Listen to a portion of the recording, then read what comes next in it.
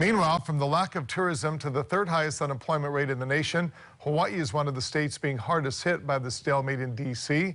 Sam Spangler spoke to one of the congressional delegations who represents Hawaii to get thoughts on the president's announcement in a story that's new at 10. Sam? Hawaii Congressman Ed Case in the House passed a $2.2 trillion relief bill last Thursday, but negotiations with the Republicans have crashed since President Trump's decision to end those talks. Hawaii's unemployment rate is 49% higher than the national average at 12.5%. And with 175,000 people out of work, the state is also staring down a budget shortfall of $1.4 billion.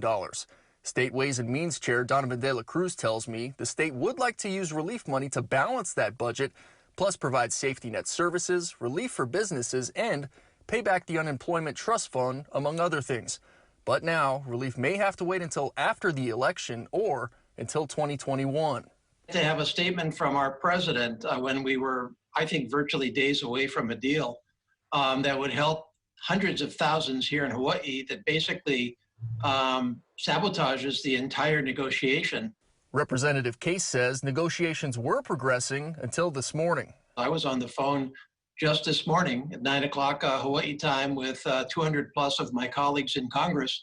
And the report was that you know, the negotiation was a very difficult negotiation because there's, you know, people feel very strongly about this on both sides, but that they were closing in on a deal that would satisfy nobody, but would still get relief to the country.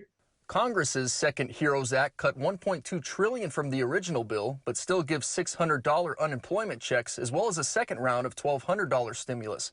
Republicans had been offering a much smaller package of $1.6 trillion. We're going to keep on trying as hard as we can to get this deal done. Hundreds of thousands of people in Hawaii in desperate need. The House relief bill would also include $25 billion in assistance for the hard-hit airline industry, which had been kept afloat by $32 billion in federal funding since March. Republicans want a 6-month extension as a standalone bill at $28 billion.